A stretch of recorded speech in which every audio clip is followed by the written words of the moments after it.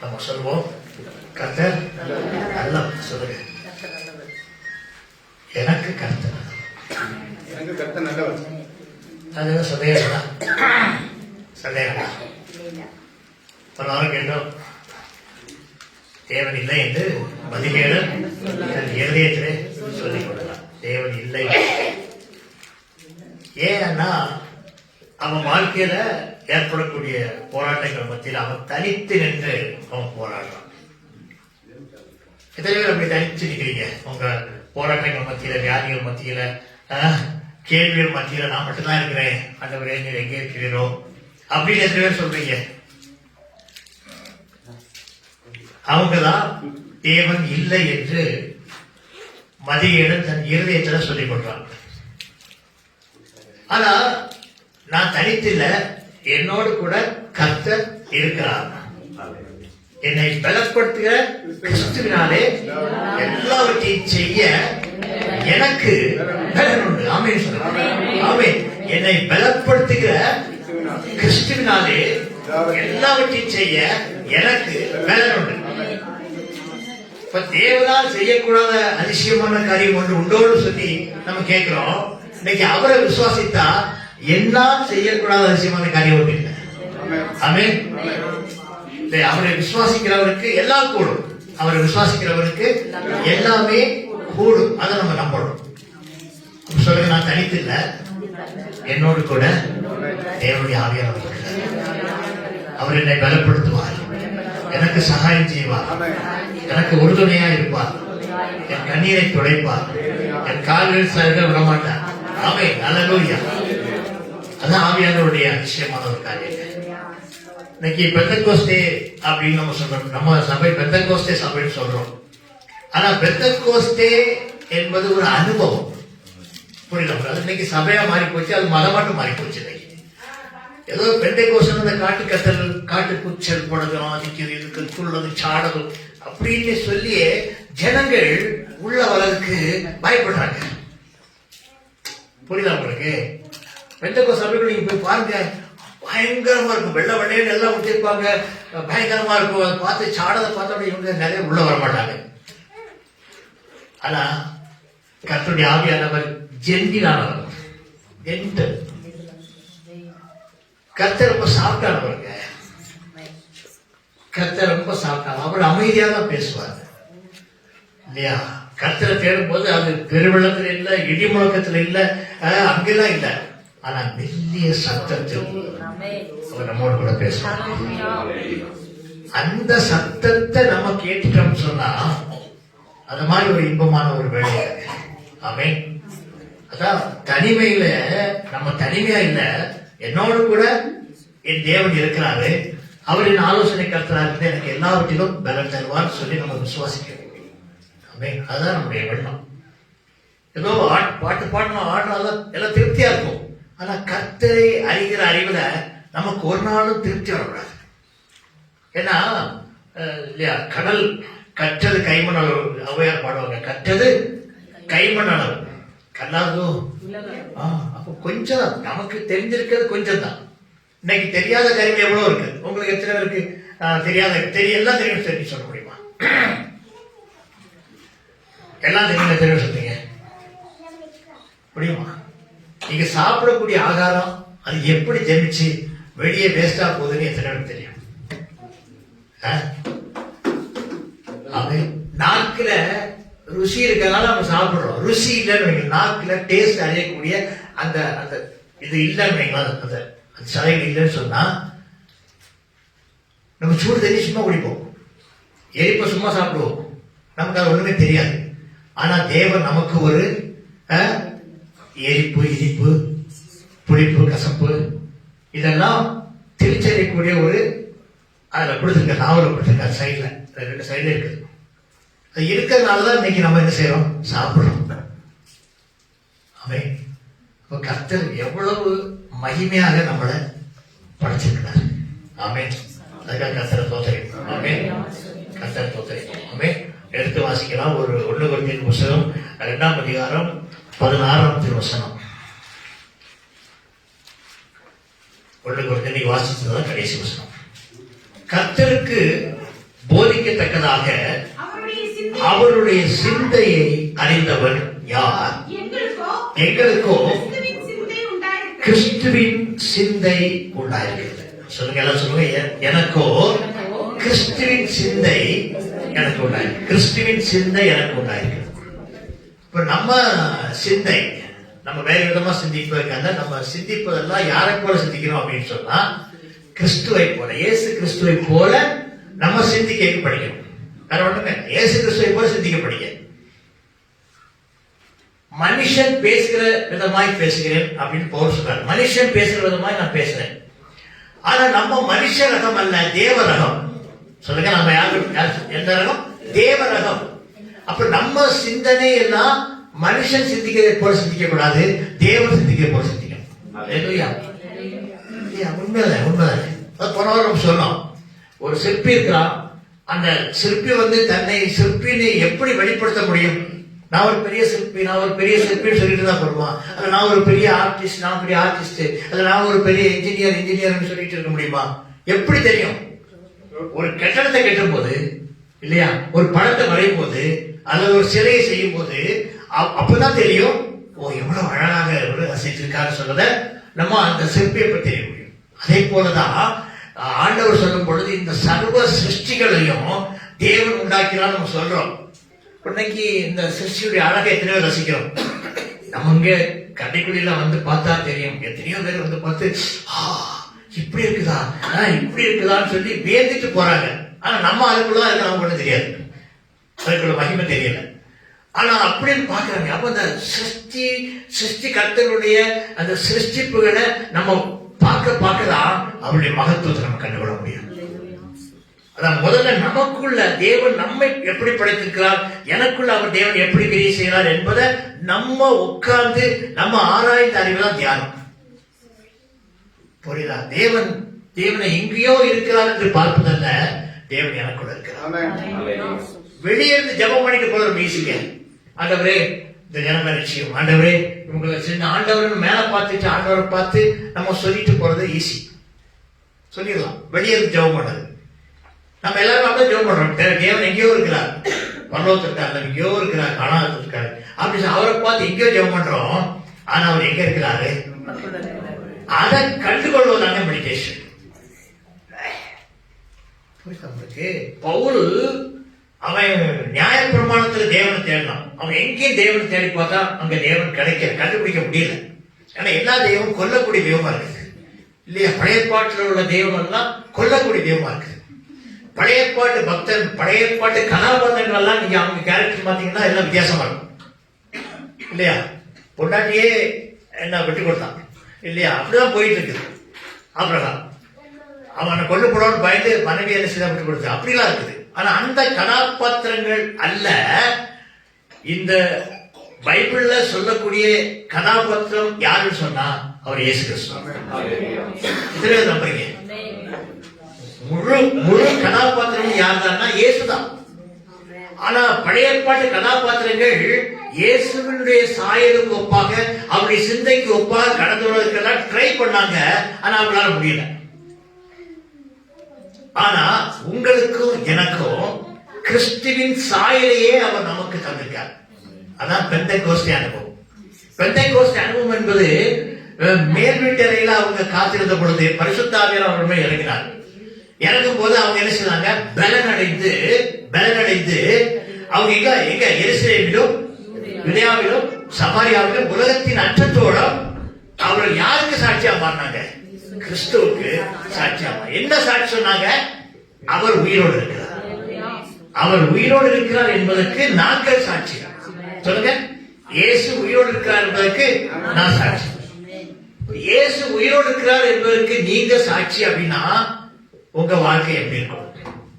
அதான் கேள்வி. புரியுதா? இயேசு உயிரோடு இருக்கிறார் சொன்னா நம்ம வாழ்க்கை எப்படி இருக்கணும்?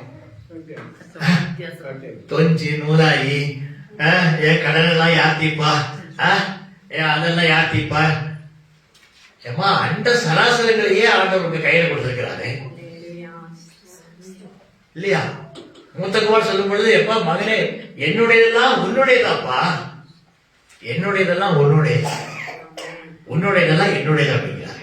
இன்னைக்கு அப்படிப்பட்ட தேவன் தான் சொல்றாரு, கர்த்தருக்கு போதிக்கத்தக்கதாக அவருடைய சிந்தையை அறிந்தவன் யார்? எங்களுக்கோ கிறிஸ்துவின் சிந்தை உண்டாகிறது. கிறிஸ்துவின் சிந்தை அதுதான் என்ன? கிறிஸ்துவின் சிந்தை என்னது?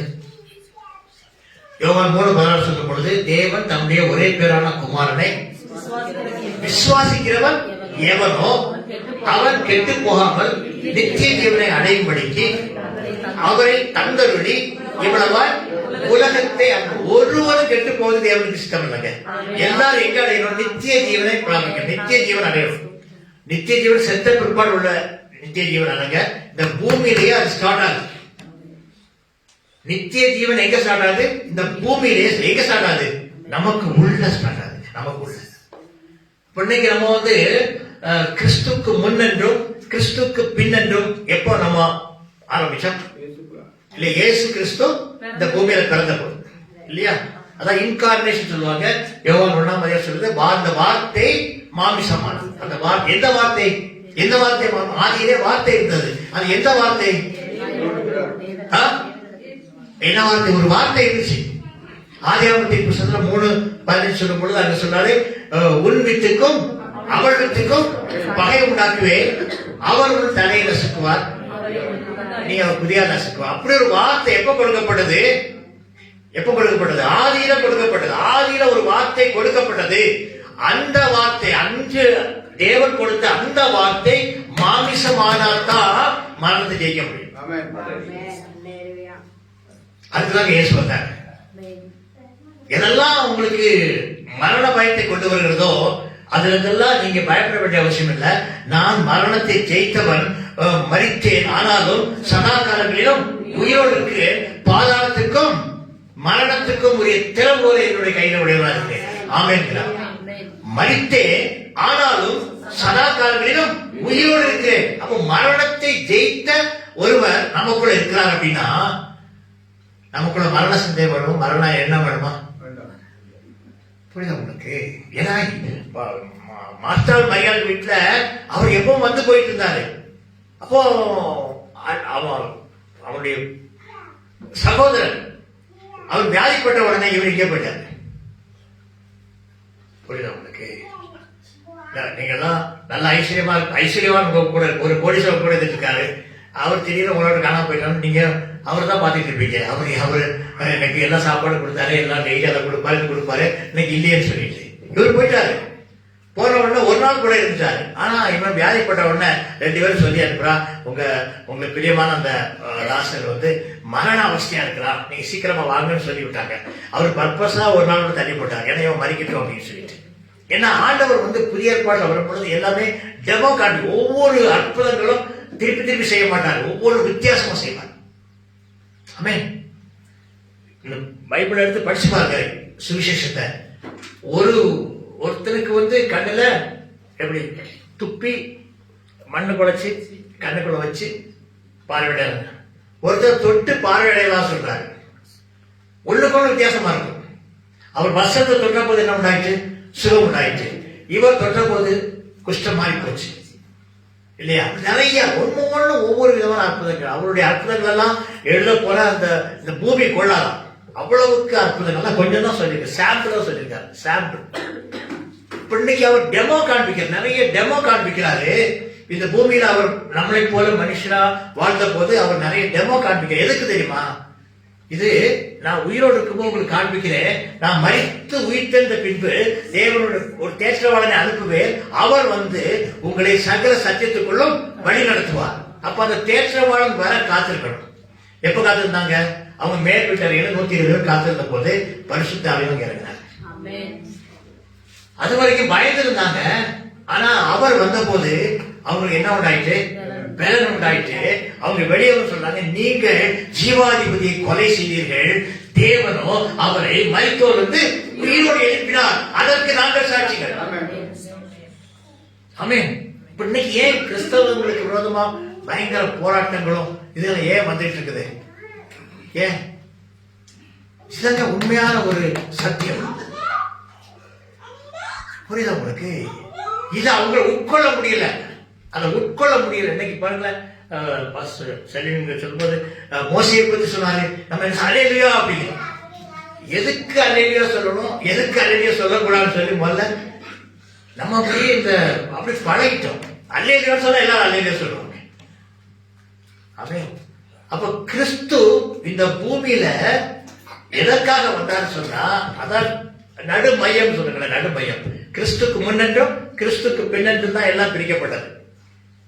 அப்போ அந்த சீரோ இருக்கு பார்த்தீங்களா, அந்த சீரோ அதுதான் நம்ம சொல்லுங்க, அதுதான் நம்ம. ஏன்னா உலக தோற்றத்துக்கு முன்னே, அதை நீங்க வாசிங்க, எபேசியர் 1ஆம் அதிகாரம் 4ஆம் வசனம். தமக்கு முன்பாக நாம் அன்பில் பரிசுத்தமுள்ளவர்களும் குற்றம் இல்லாதவர்களுமாய் இருப்பதற்கு அவர் உலக தோட்டத்திற்கு முன்னே கிறிஸ்துவுக்குள் நம்மை தெரிந்து கொண்டார். அப்போ கிறிஸ்து எப்ப இருக்கிறாரு? உலக தோற்றத்துக்கு முன்னே. உலக தோற்றத்துக்கு முன்பே யார் இருக்கிறார்? கிறிஸ்து இருக்கிறார். நீங்கள் நானும் உலக தோற்றத்துக்கு முன்னே யாருக்குள் தெரிந்து கொள்ளப்பட்டோமா? கிறிஸ்துக்குள். நம்ம நினைக்கிறோம் ஆதாம் தேவாலயம் நம்ம படிக்கிறோம் இல்லையா? எங்க கதை எங்க ஸ்டார்ட் ஆகுது? ஏதேன் தோட்டத்தில் ஸ்டார்ட் ஆகுது. அங்கே தேவன் அவருடைய சாயலா மனுஷனை படைத்தார். அங்கிருந்து ஸ்டார்ட் ஆகி மனுஷன் விழுந்து போனதுனால பாவம் வந்துச்சு. பாவம் வந்ததுனால அந்த பாவத்தை மேற்கொள்வதற்காக இயேசு இந்த பூமியில வந்தார். அப்படிதான் படிக்க சொல்றோம். ஆனா உண்மையில என்ன இருக்குன்னா, ஆதாம் பாவம் செய்தாலும் செய்யாவிட்டாலும் இயேசு இந்த பூமியில வந்திருப்பார். எத்தனை விசுவாசிக்கிறீங்க? நல்ல கவனிங்க. ஏன் நான் சொல்றேன் அப்படின்னா, ஆதாம் ஒரு மோல்டு. புரியுதா? உங்களுக்கு ஒரு கப்பு செய்யணும் இல்ல? இந்த கப்பு எப்படி வந்திருக்கும்? இந்த கப்பை எப்படி செஞ்சிருப்பாங்க? ஒரு மோல்டு இருக்கும் இல்லையா? ஒரு மோல்டு. அதுல இந்த பிளேட் எல்லாம் வச்சு அமைக்க எடுத்து வரும்போது இந்த மாதிரி மோல்டு வரும்.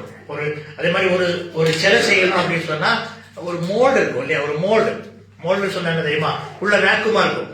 அதுக்குள்ள வெங்கலத்தையோ இரும்பையோ களிமண்ணையோ உள்ள உருக்கி விடும் போது அதை அப்புறம் செப்பரேட் பண்ணும்போது அந்த முகம் அப்படி வரும். தெரியும்? மோல்டு தெரியுமில்ல? பிள்ளைகள்லாம் அந்த கிளைய வச்சு விளையாடு தெரியுமா? அந்த சின்ன பூச்சை சிங்கம் மாதிரியோட முகத்தை மோல்டு வச்சிருப்பாங்க. அதுல கிளைய வச்சு ஒட்டிட்டு விளையாடுதாச்சுன்னா சிங்க முகம் வரும். இப்போ அதுக்காகத்தான் பிந்தின ஆதாமாகிய இயேசுவுக்கு முன் அடையாளமானவன் யாருன்னு சொன்னா முந்தின ஆதாம். அடையாளம் இயேசு வருவதற்கு அடையாளம். அது வாசிக்கிறோம் 1 கொரிந்தியர் புத்தகம். அதனுடைய 1 கொரிந்தியர் புத்தகம்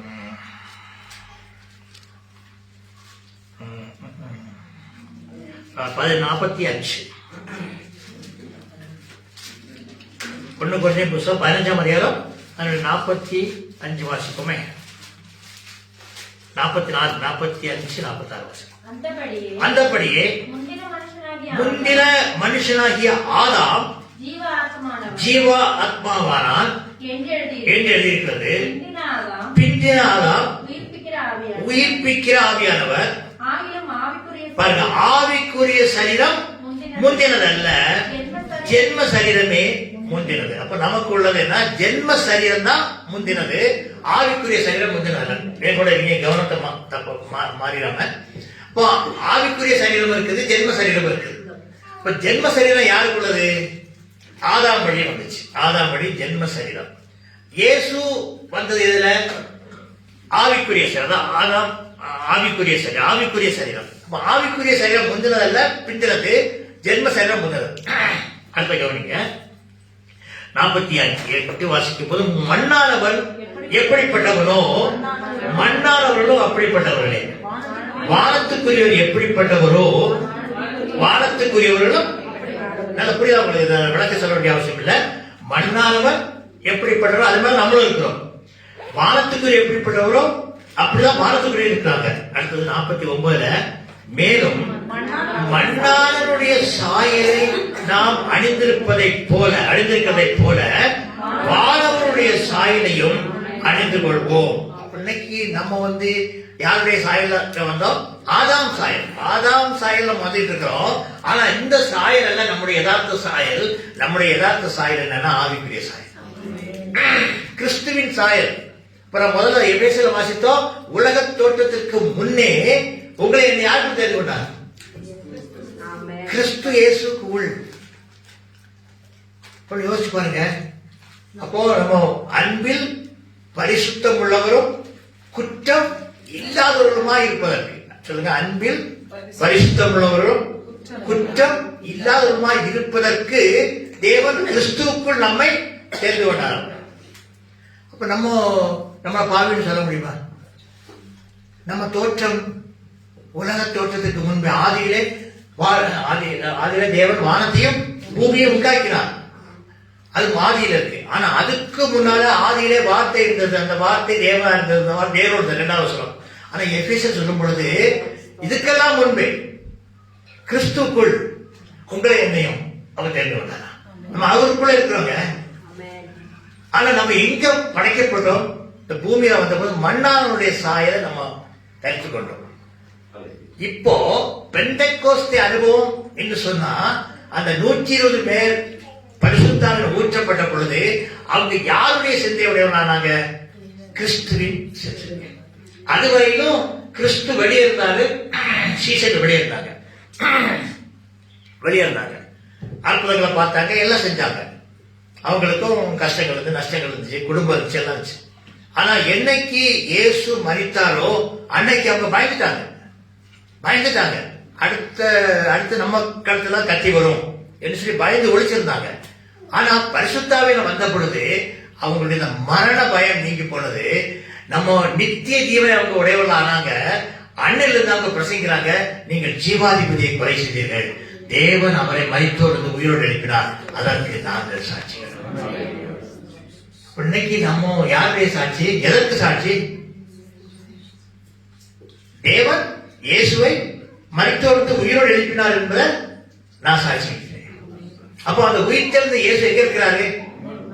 இல்ல கொலேசன் சொல்லும் பொழுது அவர் நமக்குள் இருப்பதே அந்த ரகசியம். அது நீங்க ஒண்ணு கவனிங்க. அதை எப்படி நீங்க அதை கொண்டு வரீங்க எனக்கு தெரியல. கொஞ்சம் கஷ்டமான காரியமா இருக்கும்னு நினைக்கிறேன். அவர் நமக்குள்ள இருக்கிறாருன்னு சொன்னா நம்ம அதிக நாளா என்ன செய்யறோம்? கவலைப்படுறோம் இல்லையா? கவலைப்படுவதனால நம்முடைய சரீர அளவு ஒரு முழத்தை கூட்டவோ குறைக்கவோ முடியாது. நம்ம முடிய கருப்பாக்கவோ வெளுப்பாக்கவோ முடியாது. ஆனா நம்ம என்ன பண்றோம்? கவலைப்படுறோமா இல்லையா? எது கவலைப்படுறோம்? எது கவலைப்படுறோம்? எல்லாருமே நானுமே கவலைப்படுறோம். என்னத்தை உண்போம், என்னத்தை புசிப்போம், என்னத்தை குடிப்போம், எப்படி நம்ம வீடு கட்ட போறோம், நமக்கு பென்ஷன் பணம் வந்துருச்சு, நீ என்னதை பிள்ளைக்கு கல்யாணத்துல நம்ம எப்படி பண்ண போறோம், இப்படி எல்லாம் கவலை. இதெல்லாம் ஏன் கவலை? நம்ம மாமிசத்துக்குரியவரை சிந்திக்கிறோம். எதை சிந்திக்கிறோம்? மாமிசத்துக்குரியவரை சிந்திக்கிறோங்க. இன்னைக்கு எத்தனை பேர் ரூபா நோட்டை கண்ணால பாக்குறீங்க? நல்லா பார்த்து கொஞ்ச நாள் ஆச்சு ரூபா நோட்டை பார்த்து. எல்லாம் டிஜிட்டல், எல்லாம் வருது. நம்ம சம்பளம் வருது, உங்களுக்கு வார சம்பளம் வருது, எல்லாம் வருது, பேங்க்ல வருது. நம்ம எதுல போறோம்? ஜிபேல போறோம். ஜிபேல போய் டிரான்ஸ்ஃபர் பண்ண பணத்தை கண்ணால பார்த்ததே ரொம்ப நாளாச்சு, தொட்டு பார்த்தே ரொம்ப நாளாச்சு. அப்படிப்பட்ட ஒரு உலகத்துல இருக்கிறோம். இது ஒரு டெக்னாலஜி. இதுக்கு அப்புறம் ஒரு டெக்னாலஜி இருக்கு பாருங்க. அது பிளாக் செயின் டெக்னாலஜின்னு ஒரு டெக்னாலஜி. பிள்ளைகளால படிச்சா நல்லா இருக்கும். பிளாக் செயின் டெக்னாலஜி படிச்சீங்கன்னா வருங்காலத்துல ரொம்ப இங்கே போயிடலாம். சைபர் கிரைம், சைபர்ஸ் அதெல்லாம் படிக்கிறத இது நல்ல டைப். அது எப்படின்னு சொன்னா ஒரு மெட்டாவர்ஸ் சொல்லக்கூடிய ஒரு கண்ணாடியை கண்ணில் போட்டா நம்மளை எங்க கொண்டு போயிருமா? அமெரிக்கால போய் பார்க்கலாம். அமெரிக்கால போய் என்ன கடையில என்ன பொருள் இருக்குன்னு சொல்லி நம்ம தொட்டு பார்த்து அதை ஆர்டர் பண்ணலாம். இப்ப நம்ம அமேசான்லயும் மற்றதுலயும் மீஷோலையும் பொருளை தொட்டு பார்த்து அதை ஆர்டர் பண்ணா நம்ம வீட்டுக்கு வருதா இல்லையா? அது மாதிரி ஸ்விக்கியில என்ன பிரியாணி வேணும், ஆம்பூர் பிரியாணி வேணுமா அல்லது எந்த பிரியாணி வேணும் சொன்னா அது வருதா இல்லையா? வருது. இங்க இல்ல, ஆனா எல்லா இடத்துலயும் வருது. வீட்டுல இருந்தாலும் காலையில பெட் காஃபி முதல் ராத்திரி உள்ள கடைசி பால் வரைக்கும் அவங்க கொண்டு தருவான். துட்டு வேணும். அந்த துட்டை எப்படி டிரான்ஸ்லேட் பண்றோம்? கூகுள் பே வழியா அனுப்புறம் வந்துருது, சாதனம் வந்துருது. ஆனா அதை விட இந்த பிளாக் செயின் டெக்னாலஜி வந்து நம்ம பணத்தை வேற யாரும் திருட முடியாத அளவுல அந்த பிளாக் செயின் டெக்னாலஜி வந்து கவனிச்சீங்களா? இப்ப இந்த ஜிபே ஏன் உங்களுக்கு சொல்லணும்னா அந்த உலக அறிவு வந்து உங்களுக்கு வேணும். அதாவது இவங்க வந்து பேரையாய் போய் தண்டிக்கப்படுறாங்க, ஏமாந்து போயிடுறாங்க. ஆனா உலகத்தை அதிக புத்திசாலியா இருக்கிறான், நம்மளை விட அதிக புத்திசாலியா இருக்கிறான். ஆனா அதை விட தேவ ஞானம் கிறிஸ்துவின் சிந்தை நமக்குள்ள இருக்கிறனால இதெல்லாம் கைகாரியம் செய்திருக்கா நமக்கு தேவன் திராணியை கொடுத்திருக்கார். நல்லா கவனிக்க, ஏஐ டெக்னாலஜி வந்தாச்சு, நம்ம செய்ய முடியாத அந்த அந்த ஏஐ செய்யுது, கரெக்டா செய்யுது. இப்ப அந்த டெக்னாலஜி இன்னைக்கு வளர்ந்து வரும்போது நம்ம அதை அறிஞ்சிருக்கணும், அதை அறியாம இருக்கக்கூடாது. அப்போ அந்த பிளாக் செயின் டெக்னாலஜி சொல்லக்கூடியது வந்து இந்த கரன்சி வந்து என்னன்னா யாருமே அதை இல்லையா, இப்போ பேங்க்ல உள்ள அக்கௌண்ட் நம்ம அக்கௌண்ட் வந்து வேற ஆள அடிச்சுட்டு போயிடலாம், அந்த பாஸ்வேர்டு மட்டும் ஈஸியாக கொண்டு போயிடலாம். ஆனா அந்த பிளாக் செயின் டெக்னாலஜி நம்ம வைக்கக்கூடிய ஒவ்வொரு பணமும் யாருமே கைகாரியம் பண்ண முடியும், நம்மள தவிர. அதே போலதாங்க இந்த தேவ ஞானம் கிறிஸ்துவனுடைய ஞானம் நமக்குள்ள இருந்தால் இந்த உலக ஞானத்தை விட நம்முடைய ஞானம் பெருசா இருக்கும். ஆமா, அதுக்காக வேண்டிதான் தேவன் ஒண்ணு கொண்டு இல்லை நம்ம வாசிச்சோம். யாரை தெரிந்து கொண்டாராம்? ஞானிகளை பார்க்கல யாரை தெரிஞ்சு கொண்டாராம்? ஒண்ணு கொஞ்சம் வாசிக்கும் போது, ஒன்னாவது இடத்துல வாசிக்கும் பொழுது எப்படி சகோதரரே நீங்கள் அழைக்கப்பட்ட அழைப்பை பாருங்கள், மாமிசத்தின்படி ஞானிகள் அநேகர் இல்லை, வல்லவர்கள் அநேகர் இல்லை, பிரபுக்கள் அநேகர் இல்லை. ஆனா ஞானிகளை வெட்கப்படுத்தும்படி தேவன் உலகத்தில் பைத்தியமானவர்களை தெரிந்து கொண்டாராம். பலமுள்ளவர்களை வெட்கப்படுத்தும்படி தேவன் உலகத்தில் பலவீனமானவர்களை தெரிந்து கொண்டாராம். உள்ளவைகளை அவமாக்கும்படி உலகத்தின் இழிவானவைகளையும் அற்பமாய் எண்ணப்பட்டவைகளையும் இல்லாதவைகளையும் தேவன் தெரிந்து கொள்ள. ஏன் சொன்னா மாமிசமான எவனும் தேவனுக்கு முன்பாக பெருமை பாராட்டாதபடிக்கு அப்படி செய்தார். அந்தபடி நீங்கள் அவராலே, பிதாவாகிய தேவனாலே கிறிஸ்து இயேசுவுக்கு உட்பட்டிருக்கிறீர்கள். எபேசியர்ல வாசித்தோம், உங்களையும் உலக தோற்றத்துக்கு முன்பே கிறிஸ்துக்குள்.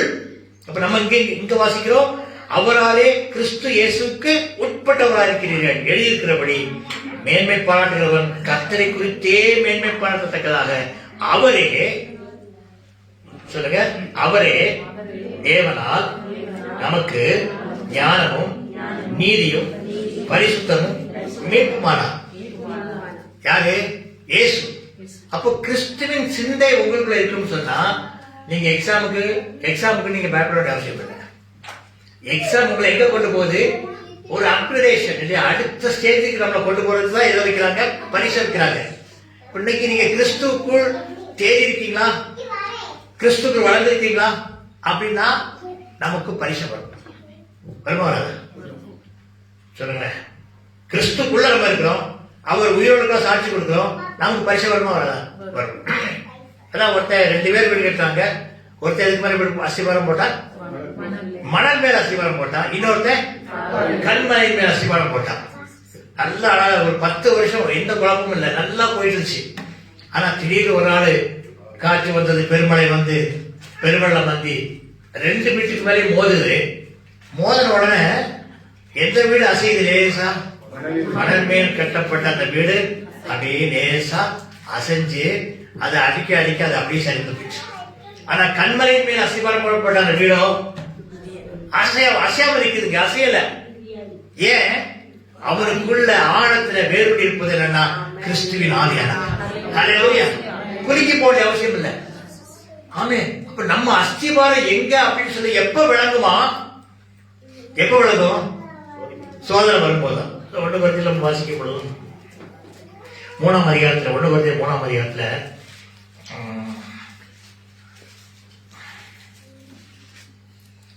9 நாங்கள் தேவனுக்கு உடன் வேளாண்களா இருக்கிறோம், நீங்கள் தேவனுடைய பண்ணையும் தேவனுடைய. நாங்க உடன் வேலையாட்களா இருக்கிறோம், நீங்க யாரா இருக்கீங்களா? மாளிகை, பண்ணை அப்படி இருக்கிறோம். அடுத்து பாருங்க, எனக்கு அளிக்கப்பட்ட தேவ கிருபையின்படியே புத்தியுள்ள சிற்பாசாரியை போல அஸ்திவாரம் போட்டேன். அஸ்திவாரம் வேறொருவன் அதன் மேல் கட்டுகிறார். வாசிங்க. அவனவன் தன் அதன் மேல் இன்ன விதமாய் கட்டுகிறார்கள் பார்க்க கடவுள். போடப்பட்டிருக்கிற அஸ்திவாரமாகிய இயேசு கிறிஸ்துவை அல்லாமல் வேறு அஸ்திவாரத்தை கை கொடுங்க. ஏன் அஸ்திவாரம் யாரு? மோசையோ ஆபிரகாமோ தாவீதோ? அவங்க கதாபாத்திரங்கள். புதிய ஏற்பாட்டில் வரும்போது கதாபாத்திரம் கிடையாது, எல்லாம் எழுத்துக்காரர்கள் ஆயிட்டாங்க. மத்த ஒரு எழுத்துக்காரர், மார்க்கோரு, லூக்கா எல்லாமே எழுத்துக்காரர்கள் தான். கதாபாத்திரம் கதாபாத்திரம் யாருங்க? இயேசு மட்டும்தான் கதாபாத்திரம். அதுக்கு அடுத்தது யார் அவர் வைக்கிறார்னா நம்மளை கதாபாத்திரமா வைக்கிறார். இயேசுவை போல நீங்கள் தான் இருக்கும். அவரை தரித்துக் கொண்டோம். ஞானஸ்தானத்தினால இயேசுவை நம்ம தரித்துக் கொண்டோம் சொல்லிட்டாரு. இங்க சொல்லும்போது அதை வாசிங்க. போடப்பட்டிருக்கிற அஸ்திவாரமாகிய இயேசுவை அல்லாமல் வேறு அஸ்திவாரத்தை போட ஒருவராலும் கூடாது. நல்ல கவனிக்கிறோம், சேர்ந்து வாசிப்போம். ஒருவன் அந்த அஸ்திவாரத்தின் மேல் பொன், வெள்ளி, விலையேற பெற்ற மரம், புல் எல்லாம் ஒன்றா புரியுங்க. பொண்ணு, வெள்ளி, அப்புறம் புல்லு, வைக்கோல் இவையெல்லாம் கட்டுறான். எல்லாம் சேர்ந்து கட்டுறான். அவனவனுடைய வேலைப்பாடு வெளியாகும் நாளானது அதை விளங்கப்படும். அதுக்கு ஒரு டைம் இருக்குது. அதான் சோதனை காலம். பிரச்சனை, போராட்டங்கள் வருது இல்லையா? இல்லையா? சாத்ராக், மேஷாக், ஆபேத்நேகோ 3 பேர் இருந்தாங்க.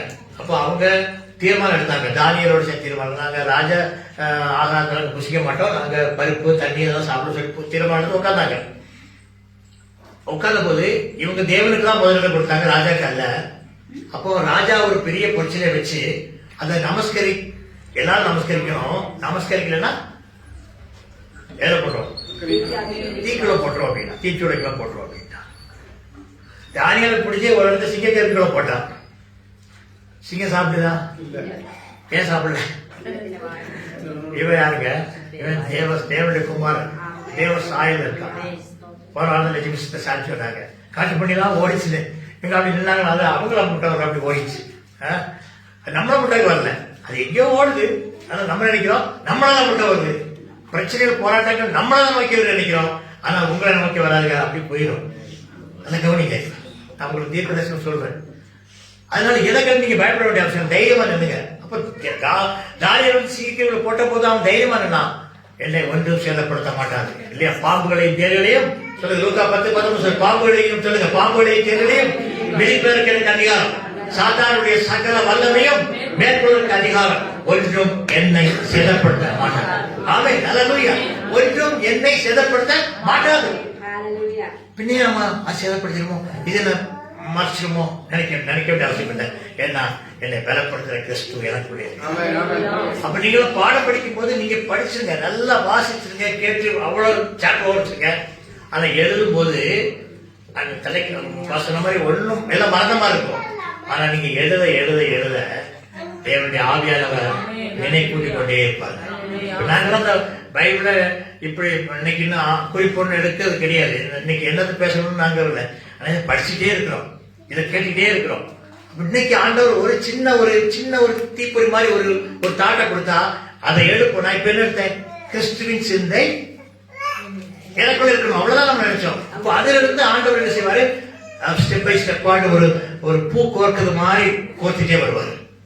அப்போ இன்னைக்கு நீங்க எழுதக்கூடிய விஷயங்கள் பேசிக் காட்டு கண்மலையின் மேல் அஸ்திவாரம் போட்டுனீங்கன்னா, உங்க பவுண்டேஷன் நீங்க படிக்கக்கூடிய காரியங்கள் என்னதுன்னு புரிஞ்சு படுத்தினீங்கன்னா, மனப்பாடம் எழுதும் போது தானாக வந்து எவ்வளவுதான் கொஸ்டினை ஃபிஷ் பண்ணி கேட்டாலும் அதை எழுதுறதுக்கு தேவனுடைய ஆவியை உதவி செய்வாங்க. ஆமா, நீங்க சக்கை எழுத வேண்டியதில்லை, சாராம்சத்தை எழுதா போறோம், அதுக்கு மார்க் கொடுங்க. அதாங்க புரிந்து எழுதுறது. ஒண்ணு கொஞ்சம் வாசித்தா அவரே தேவனால் நமக்கு ஞானமும் நீதியும் பரிசுத்தமும் மீட்பும் அவர் தாங்க ஞானம், வேற யாரும் நமக்கு ஞானம் இல்லை. பைத்தியமானவரை தெரிந்து கொண்டாங்க உள்ளவையில் அவமாக்கும்படி நான் தான் கிளாஸ்ல ஃபர்ஸ்டா பதில் சொல்லுங்க. படிப்படி பிள்ளை கைத்தூக்கி சொல்லுங்க, நான் கிளாஸ்ல ஃபர்ஸ்ட் சொல்லுங்க. தைரியமா சொல்லுங்க, நான் கிளாஸ்ல ஃபர்ஸ்டா வருவேன், டிஸ்ட்ரிக்ட் ஃபர்ஸ்டா வருவேன், ஸ்டேட் ஃபர்ஸ்டா வருவேன். சொல்லுங்க, தைரியமா சொல்லுங்க. நான் இருக்கேன். என்னங்க, அதான் நம்முடைய வாயின் வார்த்தை. எப்படி ஆயிருமோ, அவர் என்னோட நல்லா படிக்கிறானே, இவன் என்னோட நல்லா படிக்கிறானே, அப்படி சொல்லலைங்க. நான் எல்லாரும் காலத்திலும் மேலான மாறுவான். அதாங்க நம்முடைய தலையை தேவன் உயர்த்தி வைக்கிறார். இங்க சொல்லப்பட சொல்றாரு, அவன் அவனுடைய வேலைப்பாடு வெளியாகும் நாளானது விளங்கப்படும். ஏனெனில் அது அக்கினினாலே வெளிப்படுத்தப்படும். அவனுடைய வேலைப்பாடு எத்தனை அக்கினி பரிசோதிக்கங்க. அடுத்த வசனம். அதன் மேல் ஒருவன் கட்டினது நிலைத்தால் அவன் கூலியை பெறுவான். ஒருவன் கட்டினது வெந்து போனால் அவன் நஷ்டமடைவான். ஆனா அவனோ ரட்சிக்கப்படுவான். இதுவும் அக்கினிலே அகப்பட்டு தப்பினது போல இருக்கும். அடுத்து சொல்ற பாருங்க, நீங்கள் சொல்லுங்க, நீங்கள் தேவனுடைய ஆலயமாய் இருக்கிறீர்கள் என்றும் தேவனுடைய ஆவி உங்களில் வாசமாயிருக்கும் அறியீர்களா? அறியணும். யார் வாசமா இருக்கா? தேவனுடைய ஆவி எனக்குள்ள வாசமா இருக்கா. பயத்தின் ஆவி அல்ல, பயத்தின் ஆவி எனக்குள்ள இல்ல. பலமும் அன்பும் தெளிந்த புத்தியின் ஆவி எனக்குள்ள இருக்குது. அந்த ஆவியானவரை நடத்துறாரு. சொல்லுங்க, நடந்து பாருங்க. ஒருவன் தேவனுடைய ஆலயத்தை கெடுத்தால் அவனை தேவன் கெடுப்பார். தேவனுடைய ஆலயம் பரிசுத்தமா இருக்கிறது. நீங்களே அந்த உங்களை எவரும் கெடுக்க முடியாதுங்க. உங்க விசுவாசத்தை யாரும் கெடுக்க முடியாது. உங்க கட்டினது அக்கினியால சோதிக்கப்படும் பொழுது உங்க விசுவாசம் நிற்குங்க. ஆமென், ஹல்லேலூயா. ஒருவன் தன்னைத்தானே வஞ்சியாதிருப்பானாக. இவ்வுலகத்தில் உங்களில் ஒருவன் ஞானி என்று எண்ணினால் அவன் ஞானியாகும்படி பைத்தியக்காரனாக இருக்க கடவன். இவ்வுலகத்தில் ஞானம் தேவனுக்கு முன்பாக பைத்தியமாயிருக்கிறது.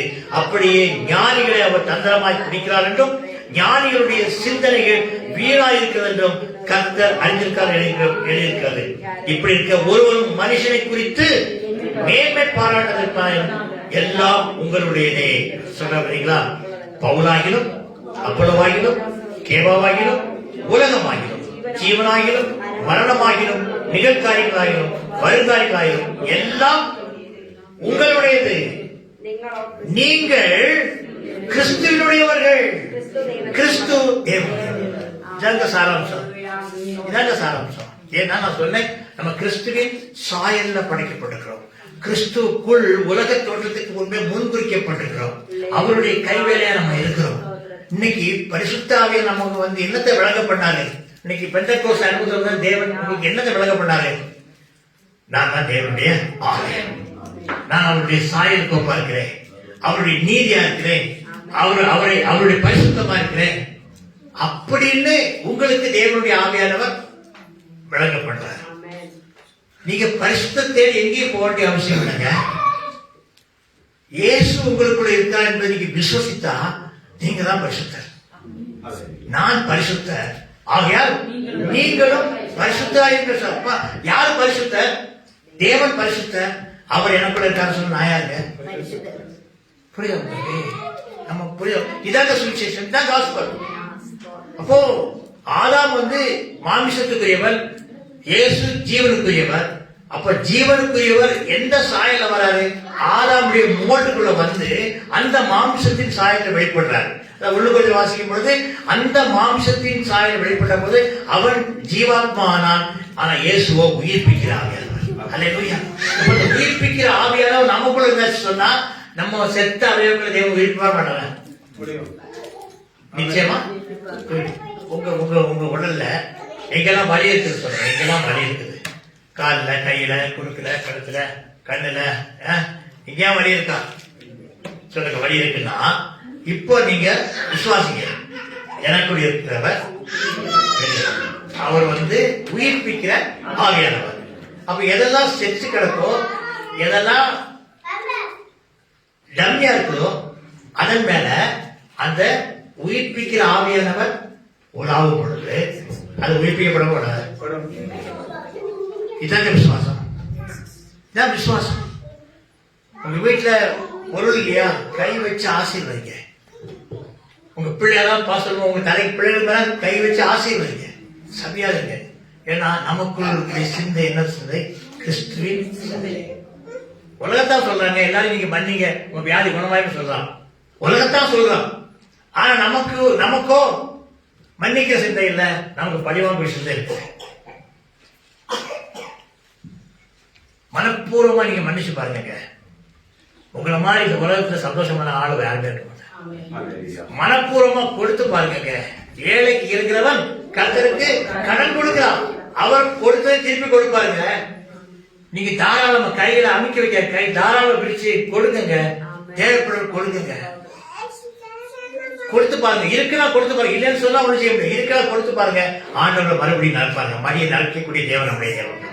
அது நமக்கு என்ன இருக்குது? கஞ்சத்தனமா கொடுக்க கூடாது, நமக்கு வேணுமே நமக்கு வேணுமே. நம்ம உங்களுக்கு உள்ளவர் பெரியவருங்க, அவர் நம்மளோட இருக்கு. அவர் அவர் அவர் மல்டிப்ளைங் தேவன், பெருக்கத்தின் தேவன். பருகி பெருகி பூமியை நிரப்பி கீழ்படுத்தி ஆண்டுகள் சொன்ன தேவன் இன்னைக்கு உங்க வாழ்க்கையை பெருக செய்வாருங்க. உங்க உங்க உங்க பொருளாதாரத்தை பெருக செய்வார், உங்க சந்ததியை அவர் பெருக செய்வார், எல்லாவற்றையும் பெருக செய்வார். எத்தனை விசுவாசம்? அப்ப அந்த கிறிஸ்துவின் சிந்தை உருவாக்கோட வாழ்க்கை முடிச்சலாம். எபிரேயருக்கு நிருபம் அதனுடைய 3ஆம் அதிகாரம் 7ஆம் வசனம். ஆகையால் பரிசுத்த ஆவியானவர் சொல்லுகிறபடியே இன்று அவருடைய சத்தத்தை கேட்பீர்களாகில் பொழுதும் சோதனை நாளில் நடந்தது போல இருதயங்களை கடினப்படுத்தாதீர்கள். அதுக்கு 13ஆம் வசனம் சொல்லுது, உங்களில் 12-13 வாசிப்போம். சகோதரரே, விளங்குவதற்கு ஏதுவான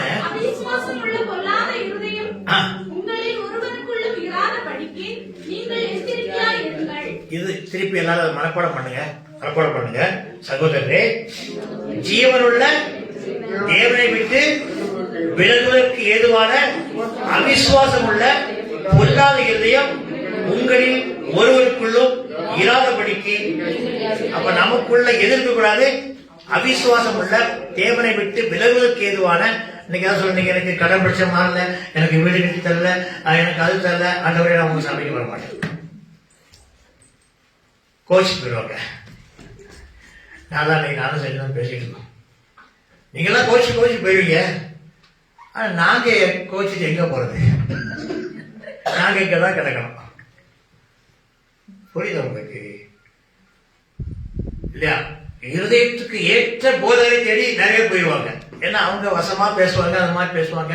ஆனா அப்படி இல்லைங்க, கடிந்து கொள்ளுதல் அது ஒரு பெரிய ஆசீர்வாதம். புரியுதா உங்களுக்கு? கடிந்து கொள்ளும் போது அதை ஏற்றுக்கொள்ளணுங்க. அவன் ஏன்னா தேவன் நம்ம எதுக்கு கடிந்து கொள்றாரு இல்லையா? திராட்சை செடி சொல்லும் பொழுது திராட்சை தோட்டக்காரர் என்ன செய்யறாரா? கனி கொடாத செடி கொடி எதுவோ அதை அறுத்து போட வெட்டி செடியோட தூரம் போட்டாங்க. அதை ஏன் அறுக்கிறாரு சொன்னா அதுல இருந்து புதிய பட்டு வரும். அப்ப நமக்கு வேற சிந்தை இருக்குன்னா, கிறிஸ்துவின் சிந்தை இல்லாம வேற சிந்தை இருந்து சொன்னா, நாங்க உங்களுக்கு போதிக்கிற சிந்தை என்னது? கிறிஸ்துவின் சிந்தை. அப்போ அது சிலருக்கு கடினமா இருக்கும், குத்தும், வேதனைப்படும். ஆனா அது எதுக்குன்னு சொன்னா, நீங்க கிறிஸ்துக்குள் இன்னும் வேறொன்றி துளிர் விடுவதற்கு தான் ஆண்டு வச்சிருக்காங்க. அதனால வேற போதனையால் நீங்க அழைப்புன்னு தெரியாதீர்கள், கிறிஸ்துவின் சிந்தை உங்களில் இருக்க கடவுள் அப்படிங்கிறாங்க. நம்ம வேற போதனையெல்லாம் கேட்கலாம், நல்லாதான் இருக்கும் இல்லையா? கடவுளை முட்டு போட்டு ஆண்டவர்கிட்ட மண்டாடிட்டே இருப்பாங்க. அதெல்லாம் எங்க வச்சிருக்காங்க? கடவுளை பரலோகத்துல வச்சுட்டு இங்க இருந்து மண்டாடுறாங்க. நம்ம தசமாங்க அடிக்கலாம், டக்குன்னா அவனுக்கு உடனே அனுப்பிடுவோம். அவங்க தான் கேட்பாங்க, உங்க காணிக்கை தசமாங்க நீங்களுக்கு அனுப்புங்கன்னு சொன்னா நம்ம டக்குன்னு அனுப்பிடுவோம், உடனே அனுப்பிடுவோம். ஆனா சபைக்கு வரும்போது தான் நம்மகிட்ட உடஞ்சிக்காது. ஆமென். ஆண்டவர் என்ன சொல்றாங்க? உங்களை யார் போதிக்கிறாங்களோ அவங்களுக்கு அடங்கி இருக்கு. டிவி ஆஃப் ஆயிட்டு சொன்னா அந்த பாஸ்ட் எங்கேயா போயிடுவாரு. ஐயோ நான் தசமாங்க கொடுத்தேனே, அவர் வரமாட்டாரா? நம்ம சாவுக்கு வரமாட்டார், நம்ம வாழ்ந்து கல்யாணம் பண்ணி கூப்பிட்டாலும் வரமாட்டார். பெரிய அப்பாயின்மெண்ட் வாங்கினாரு. ஆனா கடைசியில் கல்யாணத்துக்கு வந்து நிக்கக்கூடிய யாருங்க? உங்க தலப்போதகருங்க. தலப்போதகர் தான் உங்களுக்காக பாரப்படி ஜெயிப்பாங்க. நீங்க நினைக்கலாம் நாங்கெல்லாம் சும்மா இருக்கோம் அப்படின்னு. இல்லைங்க, உங்க ஒவ்வொருக்காகவும் நாங்க தேவனிடத்துல நாங்க பேசிட்டு இருக்கோங்க. ஏன் நீங்க நல்லா இருக்கீங்க, ஏன் நீங்க ஆசிரியக்கப்பட்டிருக்கீங்க? ஆண்டவர் ஜெபத்துக்கு பதிலாங்க. ஆமென். நிச்சயமா தேவன் பதிலாங்க. நீங்க சபையில இன்னைக்கு இத்தனை வரலன்னு சொன்னா எங்களுக்கு தெரியும் யார் வரல. இந்த இடத்த தேடினா தெரியும், இந்த இடத்துல யார் இருப்பாங்கன்னு தெரியும். தெரியும் ஏன் வரல. இப்ப ஏன் வரலன்னு அவங்க கேட்கணும். புரியுதா உங்களுக்கு? ஏன் வரல நீங்க கேட்கணும். இந்த இடத்துல இருந்தவங்க ஏன் வரல, என்ன பிரச்சனை? அந்த பிரச்சனைக்கே சால்வ் பண்ணது நம்ம கையில இருக்குங்க. நாம் சொல்ல வசந்த வாசிடுவோம். ஜீவனோடு விட்டு தேவனுக்குள்ள அவிசுவாசம் உள்ள பொல்லாத அடுத்து, உங்களில் ஒருவனாகிலும் பாவத்தில் வஞ்சனினாலே கடினப்பட்டு போகாதபடிக்கு இன்று எனப்படும் அளவும் நாள்தோறும் ஒருவருக்கொருவர் புத்தி சொல்லுங்கள். ஒருவருக்கொருவர் புத்தி சொல்லுங்கள். அடுத்தது, நாம் ஆரம்பத்திலே கொண்ட நம்பிக்கையை முடிவு பரியந்தம் உறுதியாய் பற்றி கொண்டிருப்போமாகில். நம்ம யார்கிட்ட பங்கு? நம்ம கிறிஸ்துக்குள்ள நம்மளை ஸ்தாபிச்சாரு, அவருடைய சாயற்கோப்பாய் மாத்தினாரு. இன்னைக்கு நம்முடைய பங்கு யாரோட? கிறிஸ்துவுடனே நமக்கு பங்குள்ளவர்களாயிருப்போம். இன்று அவருடைய சத்தத்தை கேட்பீர்களாகில் கோபமூட்டுதலில் நடந்ததை போல உங்கள் இருதயங்களை கடினப்படுத்தார் என்று சொல்லியிருக்கிறதே. கேட்டவர்களில் கோபமூட்டினவர்கள் யார்? மோசையினால் எகிப்திலிருந்து புறப்பட்ட யாவர் மோசை நடத்திட்டு வந்தவங்க. மோசை நடத்திட்டு வந்தவங்க கோபம் போட்டாங்க. ஆனா இன்னைக்கு கிறிஸ்து உங்களை நடத்தாருங்க. கிறிஸ்து நம்மளை நடத்திட்டு இருக்காரு, மோசை அல்ல. மோசையின் நியாயப்பிரமாணம் அல்ல. அன்னைக்கு இன்னைக்கு கிறிஸ்து உங்களை என்னையும் கைப்பிடிச்சு நடத்திட்டு இருக்காரு. ஆமென். அதான் சொல்ல பாரு. மேலும் அவர் 40 வருஷ காலமா யாரை ஆலோசித்தார்? பாவம் செய்தவர் அல்லவா? அவருடைய சவங்கள் வனத்தில் விழுந்து போயிட்டே. பின்னும் என்னுடைய இளைப்பாறுதலில் பிரவேசிப்பதில்லை என்று அவர் யாரை குறித்து ஆணையிட்டார்? கீழ்ப்படியாதவர்களை குறித்தல்லவா? ஆதலால் அவிசுவாசத்தினாலே அவர்கள் அதில் பிரவேசிக்கல. அவிசுவாசம். ஆனா அதான் சொன்ன, அவிசுவாசம் உள்ள பொல்லாத இருதயம் நமக்குள்ள வந்துடக்கூடாது. தேவனை விட்டு விலகுவதற்கு ஏதுவான பொல்லாத இருதயம் வந்துடக்கூடாதுங்க. எனக்கு பிள்ளை கிடைக்கலையே, எனக்கு பொருள் கிடைக்கலையே, என் கடை பிரச்சனை மாறின்னு சொல்லி தேவனை விட்டு விலகுவதற்கு ஏதுவான பொல்லாத இருதயம் உங்க இதயத்துல வந்து விடக்கூடாது. ஏன்னா நீங்களும் நானும் எங்க இருக்க தேவ சாயல் இருக்கிறோம், தேவனை போல இருக்கிறோம். தேவனை போல பேசும் பொழுது எல்லா சூழலின் மேல நமக்கு அதிகாரம் கொடுப்பாருங்க. அது அந்த தாட், அந்த சிந்தை, அந்த கிறிஸ்துவின் சிந்தை நமக்குள்ள வரணுங்க. அவர் பூமியில வந்த போது அவர் மனுஷனா இருந்தாலும் அதிகாரமுடையவரை போல பேசினார். காற்றை கடலை பார்த்து அமைதா இறையாது என்று சொன்னார். பிசாசை பார்த்து அப்பாலை போல் சொன்னார் சாத்தன். அப்ப அவ்வளவுக்கு கணித்து கொண்டார்னா அந்த சிந்தையில நீங்க வாழும் பொழுதுதாங்க அவரை போல பேச முடியும். புரிஞ்சுட்டீங்களா? இதை புரியுறீங்களா? சொல்றது புரியுது உங்களுக்கு? அது திரும்பி மோசை பிரமாணம் அல்லேலூயா சொல்லல, கிறிஸ்துவ தான் நம்ம வாழ்க்கையில உழைச்சனுங்க.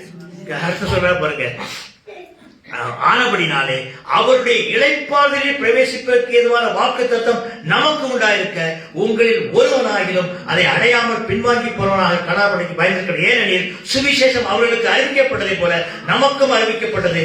கேட்டவர்கள் விசுவாசம் இல்லாமல் கேட்டபடினாலே அவர்கள் கேட்ட வசனம் அவர்களுக்கு பிரயோஜனப்படல. விசுவாசித்தவர்களாகிய நாம் சொல்ல வாசிங்க, 3 வாசிங்க. விசுவாசித்தவர்களாகிய நாமோ அந்த இளைப்பாறுதலில் பிரவேசிக்கிறோம். அவர் கிரிகளை உலகத்தோடு முடிந்திருந்தும் இவர்கள் இளைப்பாறு பிரவேசிப்பது என்ன சொன்னாங்க. மேலும் தேவன் நம்முடைய கிரிகளை எல்லாம் முடித்து ஓய்ந்து 7ஆம் நாளிலே ஓய்ந்திருந்தார் என்று 7ஆம் நாளிலே குறித்தார் சொன்னார். அன்றியும் அவர் என்னுடைய இளைப்பாறு பிரவேசிப்பதிலே தேவன் நம்மளை பிள்ளைக்கு அவர் ரெஸ்ட் இருக்காக நினைச்சிட்டு இருக்கோம். அப்படி நினைச்சிட்டு இருக்கோம் இல்லையா? நம்ம அப்படி நினைக்க ஆண்டவர் நினைச்சிட்டு ரெஸ்ட் இல்லைங்க. இயேசு கிறிஸ்து இப்பவும் நமக்காய் பிதாவிடத்துல பரிந்து பேசிக் கொண்டிருக்கிறார். சும்மா இருக்காரு. பிதாவும் கிரி செய்து கொண்டுதான் இருக்கிறார். நமக்காக அவர் கிரி செய்கிறார். நமக்காக அவர் கிரி செய்கிறார். நம்மை தேடுகிற உணர்வுகள் உண்டோ என்று சொல்லி போன கேட்டோம். அவருடைய கண்கள் பூமி எங்கும் உலாவை செய்கிறார். இன்னைக்கு யாரெல்லாம் தேவனுடைய வார்த்தையை நீங்க தியானிக்க கையில் எடுக்கிறீங்களோ ஆவியான அதுக்கு சாட்சிதான். கர்நாடக மந்திரி அந்த ரதத்துல ஏறி அவங்க போயிட்டு இருக்கும்போது எஸ்ஐயாவின் தீர்க்கதரிசன புஸ்தகம் கையில கொடுக்கப்பட்டதை வாசிக்க ஆரம்பித்த பொழுது தேவனுடைய ஆவியானவர் யார் அப்படின்னா பிலிப்பு அவனோடு சேர்த்து சொன்னாரு. பிலிப்பு அவங்க கேட்கிறான், நீ என்னது வாசிக்கிறது புரியுதான்னு கேட்கலாம். எனக்கு ஒன்றும் புரியல, இது யாரை குறித்து எழுதிக்கிறது, ஆசிரியரையா இல்ல வேற யாரும் தெரியல அப்படின்னா. உடனே அவன் யார் சொன்னான்? பிலிப்பு யார் சொன்னான்? மயிர் கத்திரிக்கிறவருக்கு முன்பாக சப்தமில்லாத ஆட்டுக்குட்டியை போல இயேசு கிறிஸ்து நமக்காக. அந்த இயேசுவை பற்றி சொன்ன பொழுது அவன் சொன்னான், தண்ணீர் இருக்கிறது தடை என்ன? அப்ப அவங்க சொன்ன, நீ இயேசுவை விசுவசித்தால், நீ கிறிஸ்துவை விசுவசித்தால் தடை இல்லை. இப்பவே ஞானசான அவன் போகும்போது ஞானசானம் எடுத்தா பிலிப்பு தேவனுடைய ஆவியார் கொண்டு போயிட்டாரு. அவன் சந்தோஷமா அவன் திரும்பி போறாங்க. இன்னைக்கு கிறிஸ்துவை நீங்க தரித்துக் கொள்வதற்காக இந்த ஞானஸ்தானம் என்கிற மரணம் அடக்க முடித்ததை நீங்க வந்துட்டீங்கன்னா நீங்க சந்தோஷத்தோடு தான் போடுங்க. ஆனா நீங்க கிறிஸ்துவை தரித்திருக்கீங்க, கிறிஸ்து உங்களுக்குள்ள இருக்க, அவருடைய சாயலா இருக்காங்க. அந்த சிந்தையில நீங்க வாழ ஆரம்பிச்சீங்க, ஒன்றும் உங்களை சேதப்படுத்த முடியாது. ஆமே. நாம எல்லாரும் எழுந்து நிற்போம். ஆமே. குருடரின் கண்ணுகள் துறக்கும், காது கேட்டிடும்